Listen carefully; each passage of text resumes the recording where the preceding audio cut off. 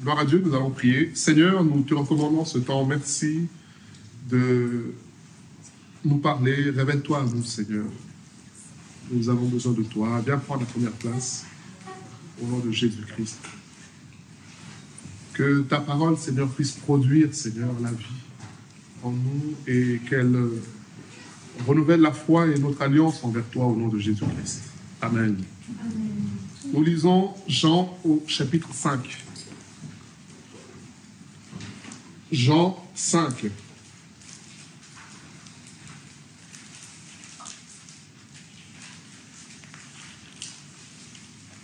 À partir du premier verset. Jean 5. Alors je lis la version que j'ai, c'est français courant. Donc c'est une version qui va un peu être différente de celle que beaucoup ont. Peu après, les Juifs célébrèrent une fête religieuse et Jésus se rendit alors à Jérusalem.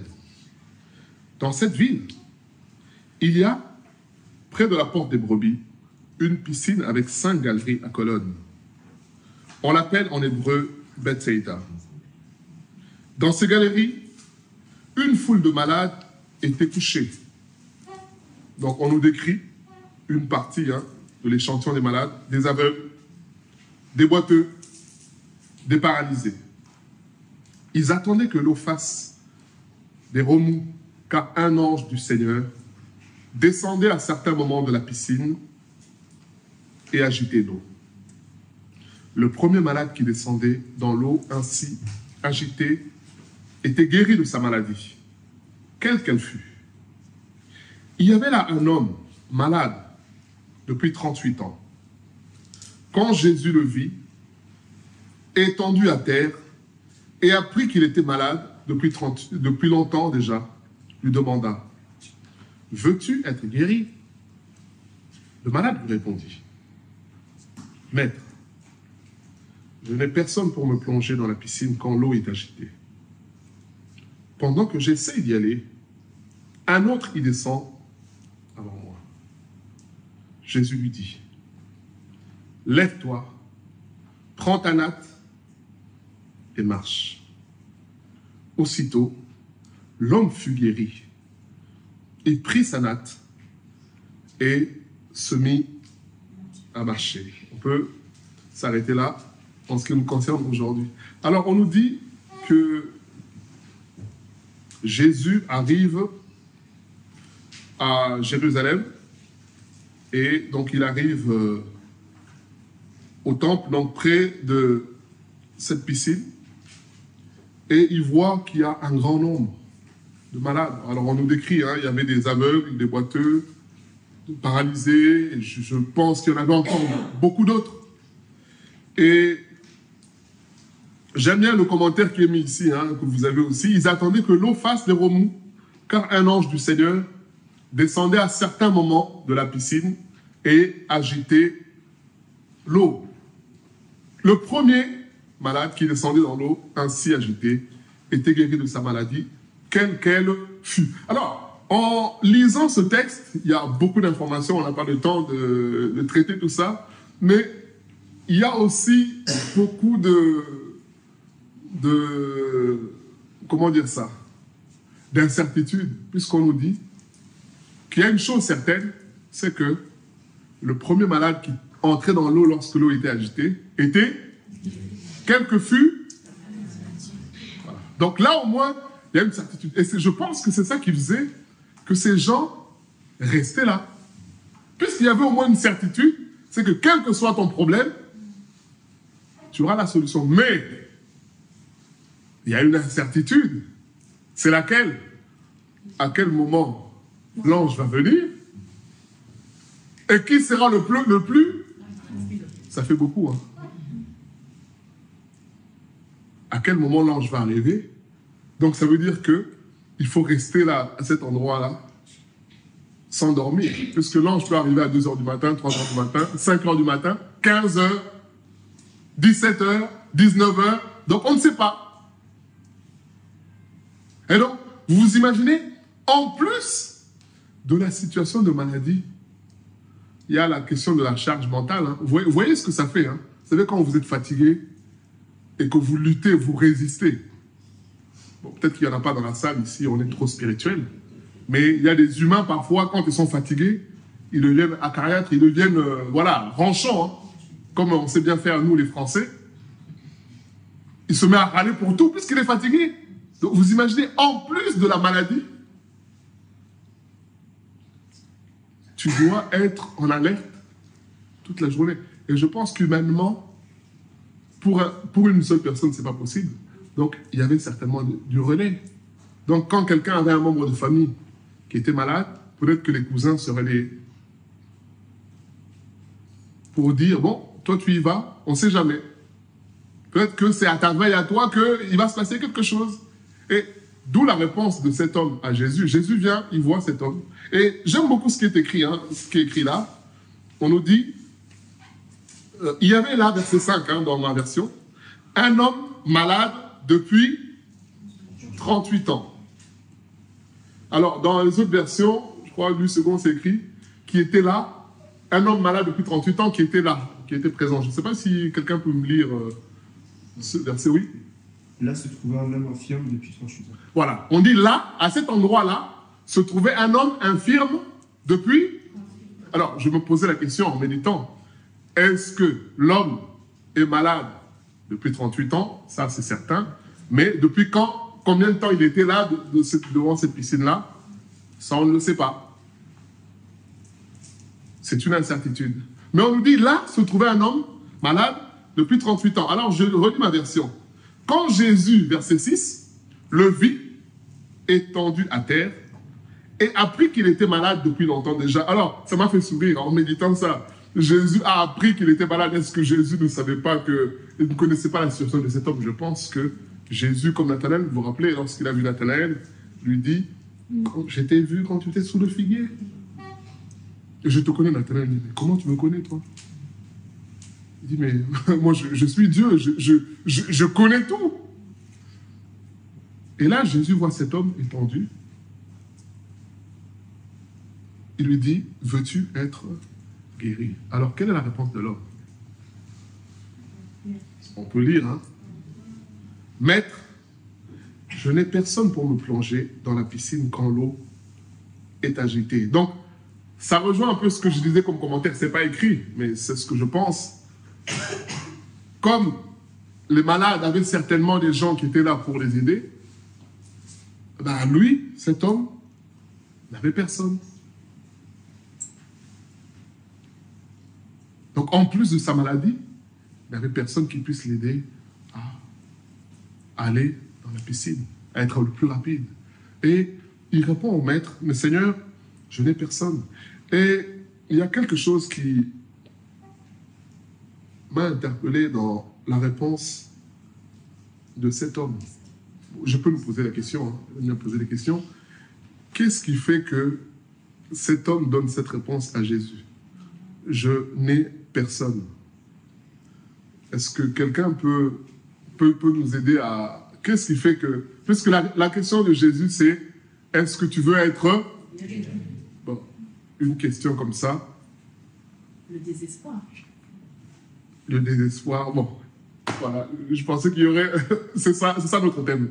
Voilà. Alors, qu'est-ce qui fait que cet homme réponde comme ça? Je pense qu'il était désespéré. C'est ça notre thème aujourd'hui. Les cas désespérés. Vous savez, dans la vie en tant qu'humain, tous, c'est ça mon premier point, c'est que nous allons faire face à des situations qui nous mettent devant un désespoir. Ça peut être la maladie. Ça peut être la conversion d'un proche pour laquelle on a prié. On a jeûné. On s'est retenu d'avoir un bon comportement en se disant, bon, je vais être gentil pendant 6 mois. Et au bout du 7e mois, la personne est encore pire.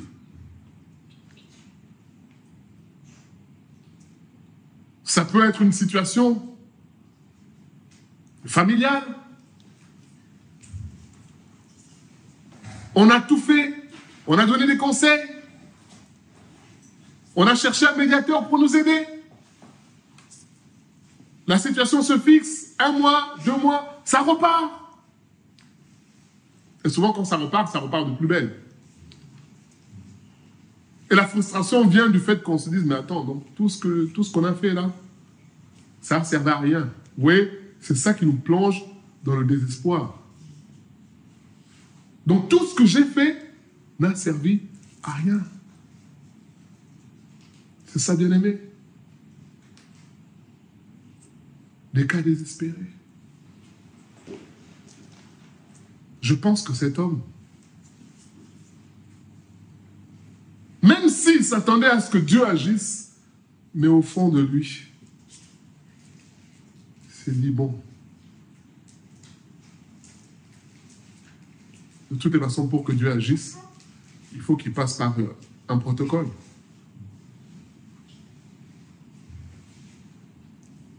Et moi, ce protocole-là, je ne l'ai pas. Attention, bien-aimé, on nous dit que cet homme était malade depuis combien? Vous vous rendez compte, hein, 38 ans. Malade depuis, je fais une parenthèse, vous savez, qu'est-ce qui fait que nous nous retrouvons dans ces situations de désespoir? Il y a 2 choses principalement, il y a d'autres choses. Hein. La première chose, c'est on a l'impression que la situation est impossible. Il n'y a pas de solution. Pourquoi il n'y a pas de solution? Puisqu'on a essayé. On a essayé là, on a essayé ça, on s'est humilié, on a fait ce qu'il fallait, on a fait des compromis parfois même. Mais les choses ne changent pas. Et finalement, on a l'impression que le problème est impossible. Ma maladie, personne ne peut rien pour moi.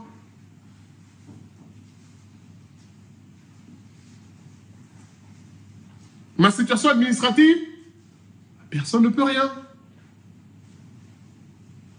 Pour peu en plus qu'on change de gouvernement, que ce soit le jeune du RN qui passe, on se dit, alors là, c'est le coup de marteau, mais bien aimé.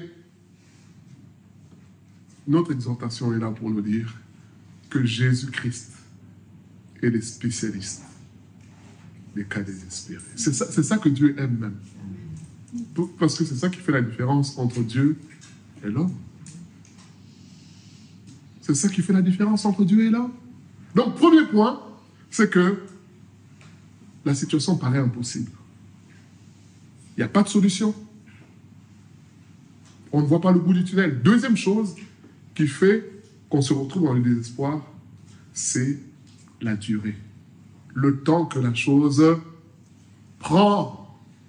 Bien aimé, depuis 38 ans. Vous vous rappelez dans Luc 7, Luc 8 même, plutôt Luc 8, on nous parle d'une femme qui souffrait de perte. Depuis combien? Combien? 12 ans. 12 ans. Mais en plus, 12 ans, ce n'est pas 12 ans à rester à la maison. Hein. 12 ans en cherchant des solutions. En allant auprès des médecins, spécialistes. Et on nous dit qu'elle avait dépensé tout ce qu'elle a. Et sa situation s'est améliorée. Vous voyez ces 2 éléments-là, bien aimés.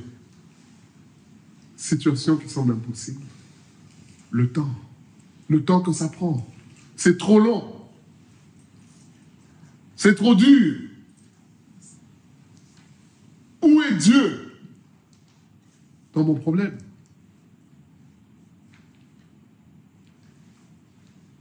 Que fait Dieu? Et ce que je disais, bien aimé, c'est que tout humain va passer par cette situation-là. Il aura affaire à un cas. Vous savez, je peux citer des exemples dans la Bible. Hein. On se rappelle l'exemple d'Abraham lorsque Dieu lui fait la promesse. Tu auras un enfant.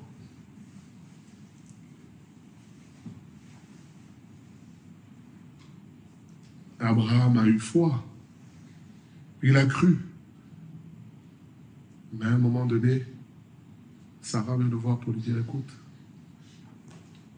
il est parfois de coutume de prendre la servante. De toutes les façons, la promesse de Dieu passe par toi. Puisqu'elle passe par toi, donc, peu importe le moyen par lequel tu vas passer, Dieu sera fidèle à cette promesse-là, puisqu'elle passe par toi. Et nous savons tous après qu'il y a eu Ismaël. Je peux prendre le cas de Joseph. Tu es correct, juste, et emprisonné injustement. Vous savez, dans ces situations, tu tiens par tes propres forces, puisque tu dis non, je suis chrétien, je ne peux pas faire ça. Non, je suis enfant de Dieu, je suis correct, je vais le rester. Mais vous savez, quand le temps se rallonge, bien aimé, nous ne sommes plus aussi lucides, aussi fermes dans la vérité. Et un jour, lorsqu'il interprète le songe de les chansons, il lui dit, écoute, quand tu sortiras d'ici, souviens-toi de moi. En quelque sorte, c'est comme s'il disait, Dieu n'a rien pu faire pour moi. Peut-être que par le roi, ça va aller plus vite. Plaide ma cause auprès du roi. Mais bien aimé, qu'est-ce qu'on nous dit? Cet homme est sorti, il s'est souvenu de Joseph tout de suite. Il a fait quoi? Il oublia. Il oublia Joseph. Bien aimé, comment tu peux oublier un... Vous savez, dans la vie, il y a... À moins d'être méchant, il y a des gens, quand ils te font du bien, même si tu es mauvais, mais même peut-être que devant les gens, tu ne reconnais pas, mais au fond de toi, tu es là dans ta voiture, dans ta maison seul, tu te dis, mais heureusement qu'il y a eu un tel. Et je pense que nous avons tous des gens comme ça dans la vie, puisque tu ne t'es pas formé tout seul. Hein. Tu n'es pas aujourd'hui ce que tu es tout seul. Tu as eu au moins un parent, tu as eu au moins un enseignant qui t'a appris à compter, à lire, tu as eu au moins quelqu'un qui t'a accompagné à la garderie, parce que tu aurais pu te faire renverser. Il y a au moins quelqu'un dans ta vie qui a contribué à ce que tu sois aujourd'hui.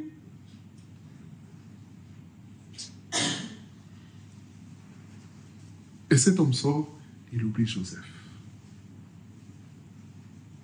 Vous savez, Jean-Baptiste, un jour, étant en prison, il appelle ses disciples, il leur dit, venez, allez voir cet homme-là.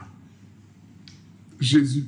Pourtant, Jean-Baptiste, tu connaissais Jésus, hein, en tant que serviteur de Dieu, mais en tant que cousin, il savait qui était Jésus.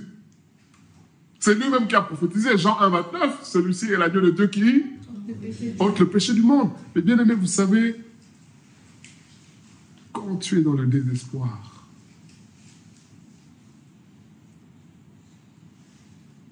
tu commences à remettre même en doute la véracité de la parole de Dieu, les promesses de Dieu. Il appelle ses serviteurs et dit, venez, ses disciples, allez voir cet homme-là. Posez-lui la question. Est-ce que c'est lui? Ou on doit attendre un autre? Bien aimé, vous savez, c'est Jean-Baptiste. Hein.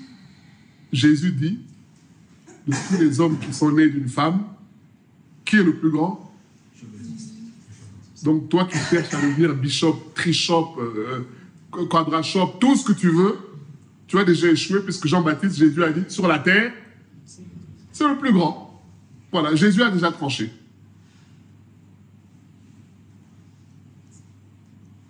Bon, il rajoute, on réveille ceux qui dorment, mais il rajoute que le plus petit dans le royaume des cieux, il est plus grand que Jean-Baptiste.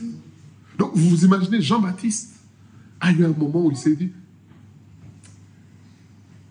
si Dieu est vrai,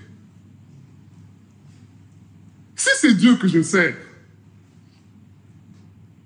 si c'est le Créateur, alors pourquoi il me laisse dans cette situation? Est-ce qu'il savait qu'il allait être tué ou pas? On ne sait pas. Et quelle mort? Vous vous souvenez de quelle mort Jean-Baptiste a été tué, hein? Bien aimé, tu as beau être le plus spirituel des spirituels. Il arrive un moment où tu te dis, mais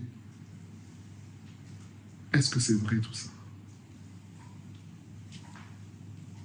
Est-ce que c'est la vérité? Et c'est là, bien aimé, nous arrivons à notre deuxième point, que le diable va t'envoyer sa voix pour dire non. Après tout, je discutais avec une personne qui se dit chrétien, je ne sais pas en tout cas, et c'était au travail où je travaillais avant, c'était ma responsable, qui me dit j'apprends que tu parles de Jésus, mais tu sais, après tout, on est tous chrétiens. Mais on n'est pas obligé de... J'ai dit, non, il n'y a pas plusieurs formes de chrétiens, il y a la Bible, Jésus et le disciple, c'est tout. Il n'y a pas chrétien à... Non, il y a juste une forme de... Mais vous voyez, il y a des gens qui vont dire dans la famille, mais toi, tu te prends pour qui? Hein? Toi, tu es né hier. Donc, à mon âge, là, tu vas m'apprendre quelle vérité je dois suivre. Ah, avec ton Jésus, là. Depuis que tu as attaché à ton Jésus, qu'est-ce que tu as? Et, bien aimé, pour peu que ça soit aussi vrai, hein, tu es au chômage. Vous savez, parfois, Dieu permet la totale. Hein.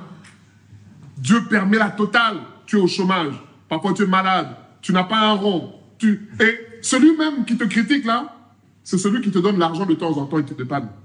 Bien aimé, vous voyez un peu ce que... Et demain, tu viens de tenir tête. Il te dit, bon, fais une fausse déclaration. Hey, là, il y a moyen d'avoir de l'argent, là. Fais un peu, et puis toi, tu dis, non, moi, je suis chrétien. Il peut te gifler. Hein.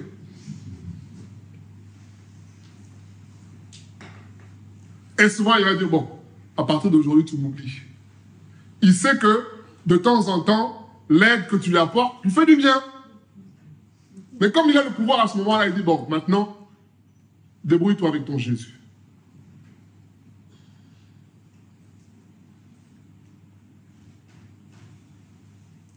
C'est là, bien aimé, que le diable va envoyer une voix pour te dire, mais attends, on est tous chrétiens. Hein.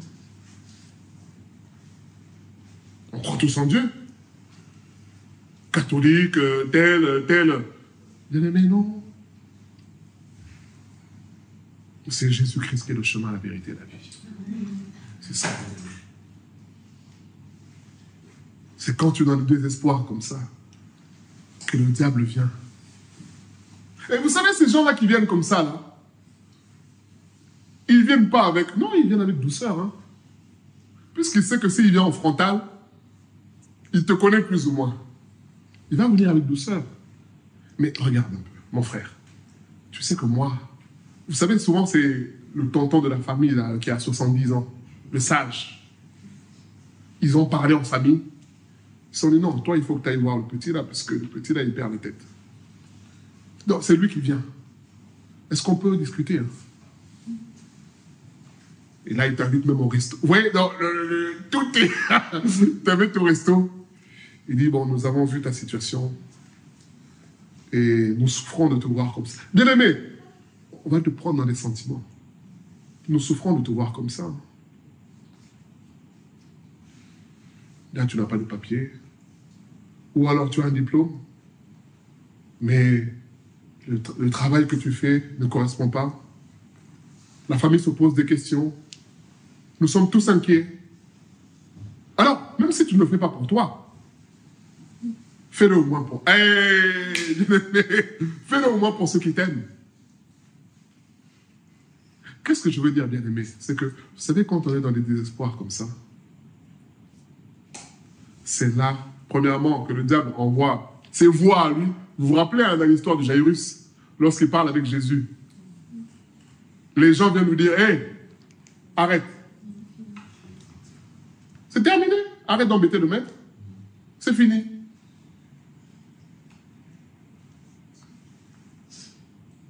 continues à prier. Au lieu de te lever tôt le matin pour aller chercher, toi tu continues à prier. Oui, mais j'ai fait ce qu'il fallait. Et autre chose, c'est que c'est quand on est dans ces moments de désespoir-là que souvent on prend les mauvaises décisions, bien-aimés. Je veux appeler à notre intelligence aujourd'hui. Regarde dans ta vie les mauvaises décisions que tu as prises. C'est parce que tu as été dans une situation de désespoir où tu penses que bon, puisqu'il n'y a pas de solution, alors je vais créer ma solution. C'est ça, bien-aimé.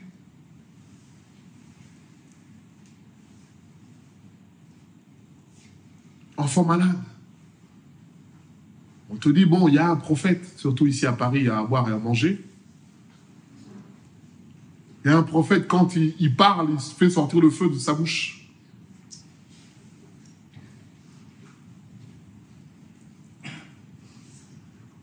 Je discutais avec une chrétienne, qui est chrétienne depuis longtemps, et qui a un problème de maladie. Et qui, entre-temps, est allé voir un prophète, soi-disant prophète. Mais bien sûr, elle m'a caché ça, elle m'a pas dit qu'elle allait voir, parce qu'elle sait que ce type-là n'est pas de Dieu. Mais bien aimé, vous savez, quand on est dans le désespoir, on se dit advienne que pourra. Je fais d'abord, Dieu s'occupera du reste ensuite. Je veux me repentir après, bien aimé. Tu vas te rajouter des problèmes. Et cette personne était convaincue qu'en allant voir cet homme-là, sa situation va changer. Mais bien aimé, qui agit? C'est l'homme ou c'est Dieu qui agit? Quand tu vois une affiche, on te dit campagne, miracle, venez, bien aimé, quand il y a du clientélisme comme ça, c'est pas Dieu. Qui décide que là, dans ce séminaire-là, il y aura ceci? Qui décide cela? Non. Qui fait des miracles? Vous vous rendez compte que le médecin qui a fait des études, 15 ans d'études, lui-même, il te dit, moi je ne te soigne pas. Moi je ne te guéris pas, moi je te soigne. Je fais un protocole, mais la guérison, c'est pas moi. La preuve, c'est qu'on essaye des molécules. Parfois ça marche pas, on réajuste. Alors vous vous rendez compte que ces charlatans vont vous dire, ah, viens au séminaire. Tu auras ton miracle. Et quand tu n'as pas le miracle, c'est parce que tu n'as pas la foi. C'est ta faute. Donc, en plus du désespoir dans lequel tu es, on te rajoute la culpabilité. C'est ça, bien-aimé.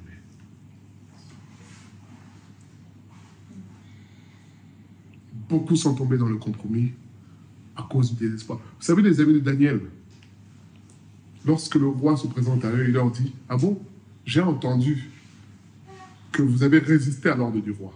Allez, mettez-vous en place. Lorsque les instruments vont sonner, vous allez vous prosterner devant la statue. Ces hommes ont dit, écoute, roi, nous n'avons pas à discuter avec toi là-dessus. Notre Dieu est le véritable, c'est tout. On ne va pas discuter.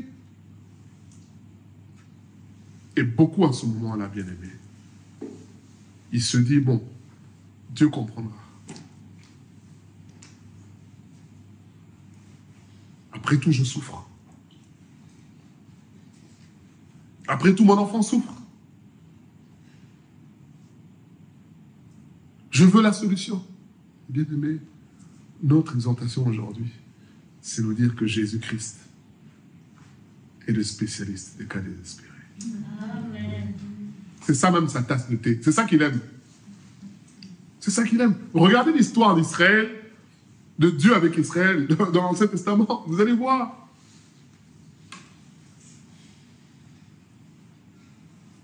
Ils arrivent devant la mer Rouge, l'Exode 14. Ils se mettent à pleurer. Oh Seigneur, Moïse, qu'est-ce que tu nous as fait? Regarde devant la mer. Derrière, il y avait qui? Moïse, qu'est-ce que tu nous as fait? Dieu dit, mais pourquoi ce tumulte? Qu'est-ce qui se passe? Bien aimé, c'est ce que nous sommes en train de dire là aujourd'hui. Ce que tu sembles penser être impossible n'est que le cursus par lequel Dieu est en train de te faire passer. Parce qu'il a un objectif. L'objectif, c'est lequel? C'est que sa gloire se manifeste. Vous savez, dans Jean 9, lorsqu'on a posé la question à Jésus, mais qui a péché pour que cet homme soit né aveugle? Est-ce lui ou Jésus dit, ni l'un ni l'autre. C'est pour que la gloire de Dieu soit manifestée. C'est ça, bien-aimé. C'est pour que la gloire de Dieu soit manifestée. Tout le monde, pour avoir des papiers, ils ont fait comme ça. Toi, ça a été différent. Pourquoi? Parce que c'est la gloire de Dieu. On va dire, ah bon? Mais comment tu as fait? Ben oui, mais c'est la gloire de Dieu. C'est Dieu. C'est ça, bien-aimé. Notre exhortation aujourd'hui, c'est ne nous laissons pas avoir. Ne te laisse pas avoir. Aie confiance en Dieu. Crois que Dieu est Dieu. Vous savez, Jésus n'est jamais en retard. Lorsque Lazare est mort, Marthe est venue voir Jésus pour dire, Maître, si tu avais été là, les choses auraient été différentes. Mais tu es en retard. Jésus dit à Marthe, Jean 11, 25, je suis la résurrection et la vie. Vous savez, l'exhortation d'aujourd'hui, c'est nous dire, bien-aimés, vous savez, Dieu n'est pas limité par le temps. Dieu n'est pas limité par... Quand je parle du temps, je parle du temps en tant que période différente hein, qui sépare des événements, mais aussi le temps dans le sens où Dieu n'est pas limité par ce que nous pouvons voir, le visible, le palpable. Dieu n'est pas limité par ça, bien-aimé. Parce que pour Marthe, c'était terminé. Donc, le dialogue entre Jésus et Marthe était un dialogue de sourds. Ils ne se comprenaient pas. Vous savez, même les disciples, hein, quand Jésus dit dans Jean 11, vous vous souvenez, hein, notre ami Lazare est... Comment?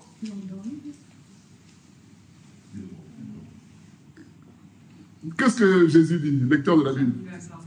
Lazare. Alors, que répondent les disciples? Non. Oh, non, lecteur de la Bible. Lazare dort, les disciples disent, mais s'il dort, allons. Bah oui, c'est logique.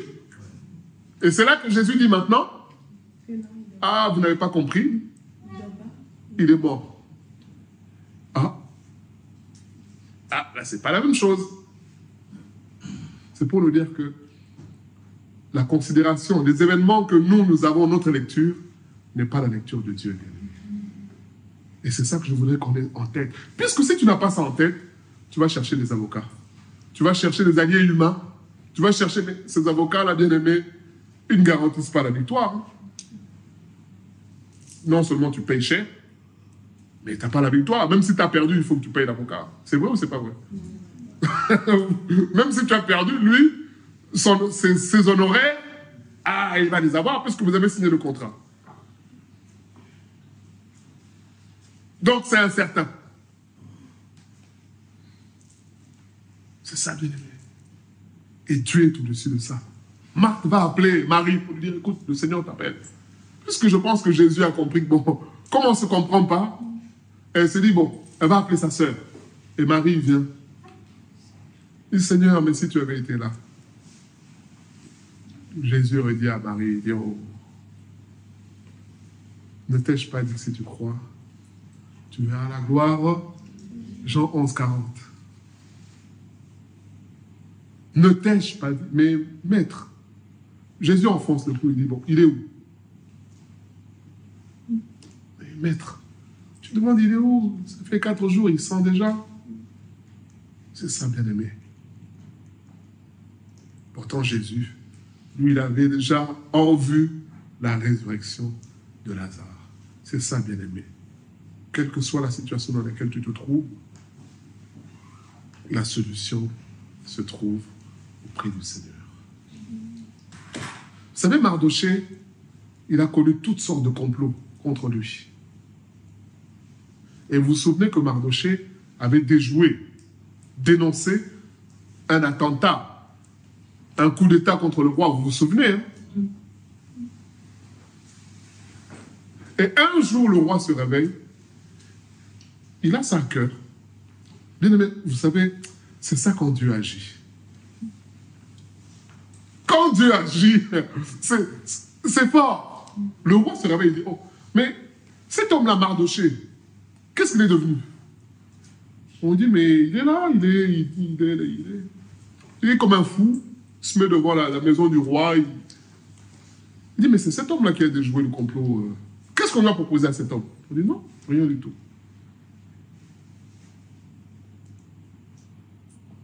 Dieu a changé les choses. Aman qui avait le projet, il a fabriqué la potence. C'est sur cette potence-là que lui-même a été tué. C'est ça, bien aimé. Pourtant, Mardochée était dans une situation difficile aussi. Hein. C'est pour ça qu'il est allé voir même Esther pour lui dire, écoute, va voir le roi pour nous. Mais sache que si toi tu ne le fais pas, la délivrance viendra. Bien aimé, je prends tous ces exemples-là pour nous dire que même si tu ne vois pas ta délivrance aujourd'hui, crois en Dieu, la délivrance viendra de quelque part. C'est ça, bien aimé. J'aime beaucoup le proverbe 16:7. Ça, c'est un verset que j'aime beaucoup. Qui dit quoi, lecteur de la Bible? On ne sait jamais. Proverbe 16:7. Bon, quelqu'un va nous lire. Proverbe 16:7. Proverbe 16:7.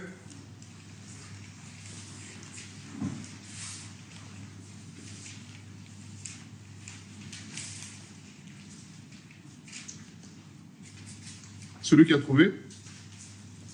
Quand l'Éternel approuve les voies d'un homme, il dispose favorablement à son égard, même ses ennemis. Amen. Je ne sais pas si tout le monde a entendu. Quand l'Éternel approuve les voies d'un homme, il dispose favorablement même le cœur. Bien aimé, mais n'est-ce pas fort? On dit, il dispose favorablement quoi?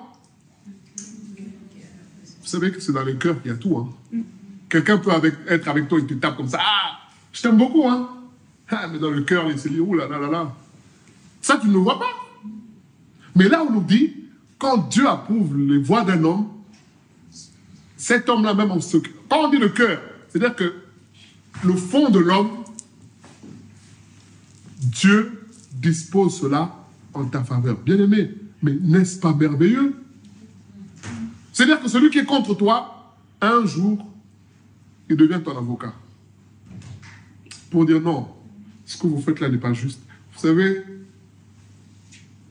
Ruben, le frère de Joseph, quand ils ont décidé, allez, on le met dans la citerne, non, non, on va le tuer. Non, Ruben, non. Ne faites pas ça. Donc, Dieu va susciter quelqu'un au milieu même des méchants pour dire non. Ce qu'on fait là n'est pas bon. Bien aimé, mais n'est-ce pas merveilleux? Quand l'Éternel approuve les voies d'un homme, il dispose en sa faveur. Bien aimé, c'est ça la gloire de Dieu. Souvent, nous voulons, quand il y a quelqu'un qui nous est défavorable, que Dieu le frappe. Que Dieu l'enlève. Tu apprends que tel a été limogé. Oh, mais c'est pas la gloire de Dieu, ça. C'est pas la gloire de Dieu.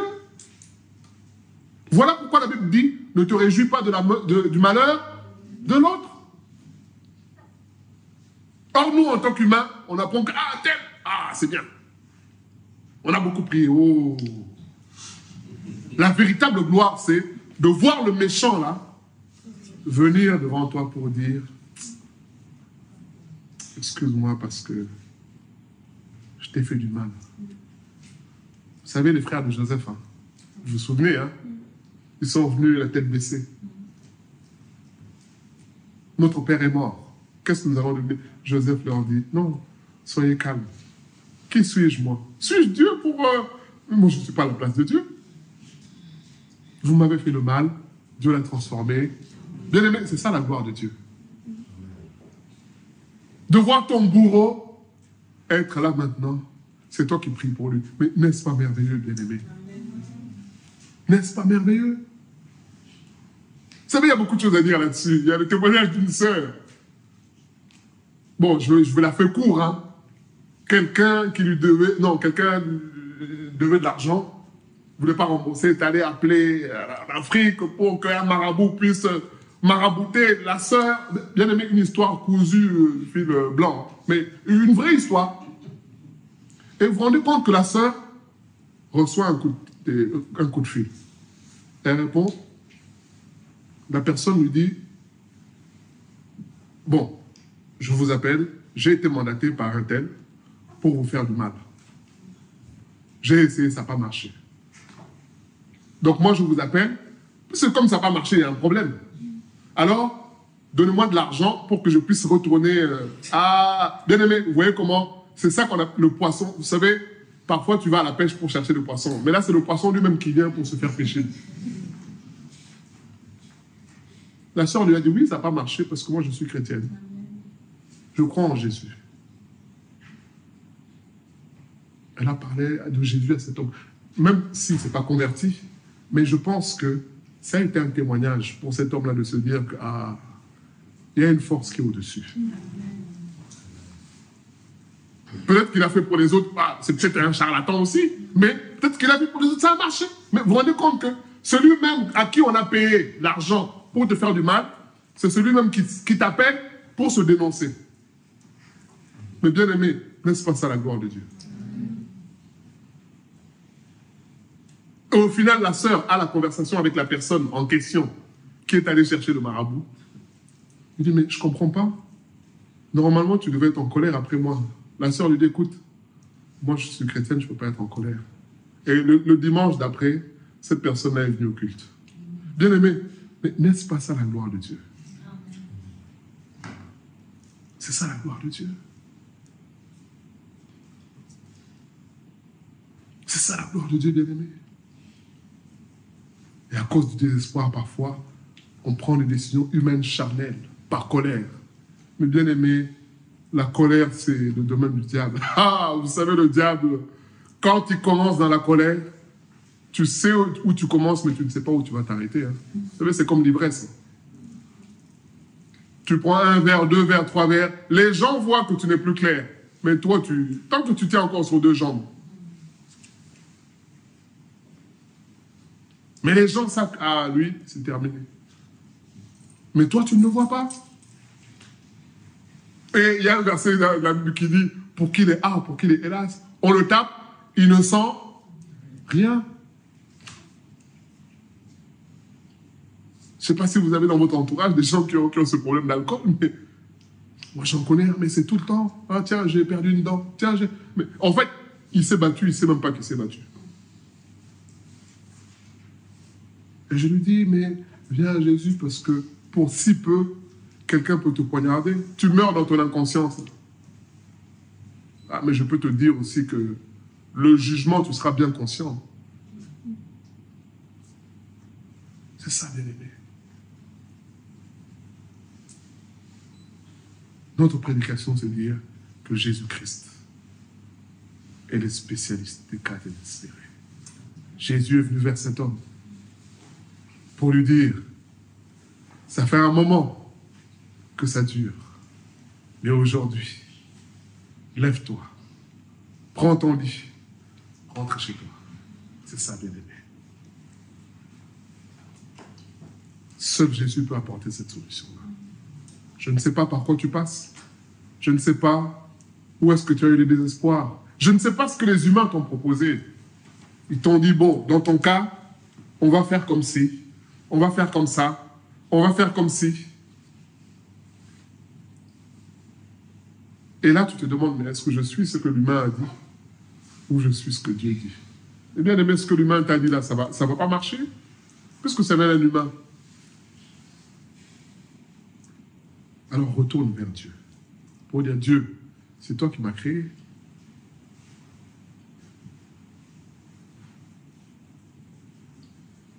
Quand j'ai un problème, Renault, je ne vais pas aller chez Porsche. Ils vont dire, monsieur, mais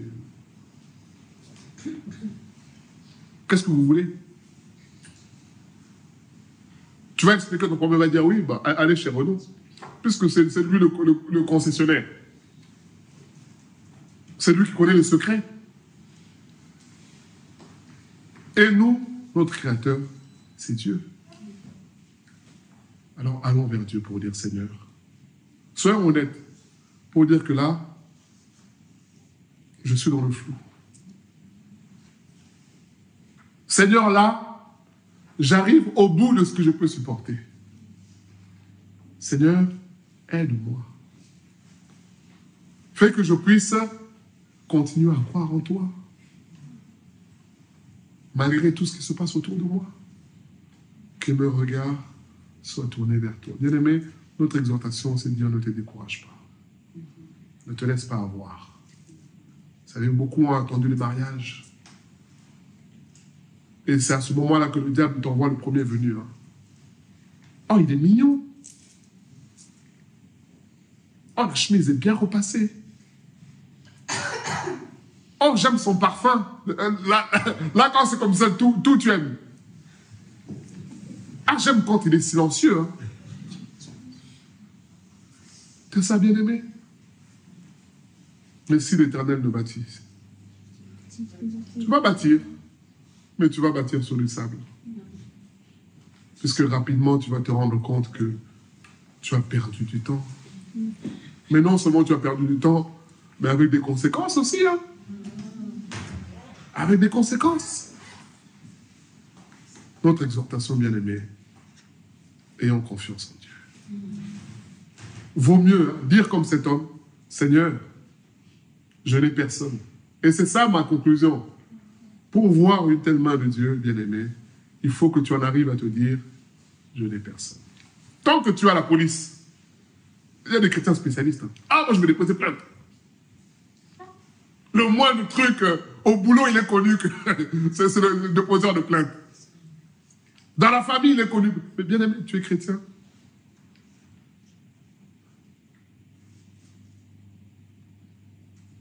Est-ce à dire qu'un chrétien ne doit pas... C'est pas ça que je suis en train de dire. Ce que je suis en train de dire, c'est que le chrétien doit s'attendre à la justice de Dieu. Pourquoi? Parce que c'est la véritable justice. Bien-aimé, la justice de ce monde, elle est corrompue. La justice de ce monde est mauvaise, bien-aimé. Elle est corrompue, bien-aimé.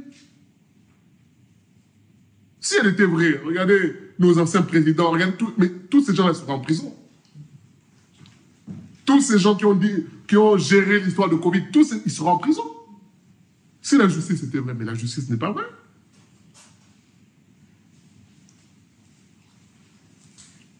L'amende que toi tu payes pour excès de vitesse, l'autre il a juste à appeler. Hein.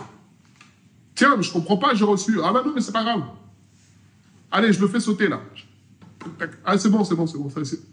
C'est bien aimé, c'est ça. Et tu vas faire confiance à une justice comme ça? Ou tu viens pour accuser en tant que victime, tu te retrouves coupable. C'est ça là. Mais c'est bien, parce que Dieu permet ça, pour qu'on se rende compte que la justice n'est pas de ce monde. La véritable justice, c'est Dieu. Luc 18. Une femme avait affaire à un juge inique qui n'avait d'égard personne. Mais un jour, ce juge inique a fait les deux rôles, juge et avocat. Mais bien aimé, n'est-ce pas merveilleux? Tu as le juge qui est en même temps ton avocat. C'est ça que Dieu peut faire. C'est ça, bien aimé. Alors, quel que soit ton cas, reconnais que tu n'as personne. Tu n'as que Dieu. Tourne-toi vers lui. Quel que soit ton problème, bien-aimé. Seigneur, nous bénissons ton nom pour ta parole. Nous prions pour que tu nous aides à, Seigneur, te confier totalement nos vies, Seigneur. Tu vois, Seigneur, toutes les situations que nous traversons qui nous ont peut-être fait perdre, Seigneur, la foi. Toutes ces situations qui nous amènent à nous décourager, à chercher parfois des solutions auprès des humains, puisque les choses ne changent pas. Puisque le temps passe, et plus le temps passe, plus les choses ne changent pas, plus nous pensons que Il n'y a pas de solution, c'est impossible. Seigneur, tu viens nous dire aujourd'hui que tu es la solution. Aide-nous, Seigneur, à croire en cela, comme nous l'avons chanté, Seigneur. Nous avons confiance en toi, Seigneur. Quels que soient tous nos problèmes, Seigneur. Nous voulons te faire confiance. Toi qui as su changer le mal en bien dans la vie de Joseph, Seigneur, tu peux changer les situations dans nos vies. Seigneur, pardon parce que nous nous sommes retrouvés à cause du désespoir à douter de ta parole, Seigneur. Nous nous sommes retrouvés à avoir honte de toi, Seigneur, auprès de nos familles, auprès de nos amis, de ceux qui nous connaissent. Nous avons eu honte de dire que nous sommes chrétiens. Nous avons rasé les murs à cause de notre situation. Pardonne-nous, Seigneur, pour toutes les fois où nous avons pensé que tu étais incapable d'agir. Nous avons pensé que tu nous as oubliés, Seigneur. Cet après-midi, tu nous rappelles que tu es le spécialiste des cas impossibles. Merci pour ta parole au nom de Jésus. Amen. Que Dieu soit béni.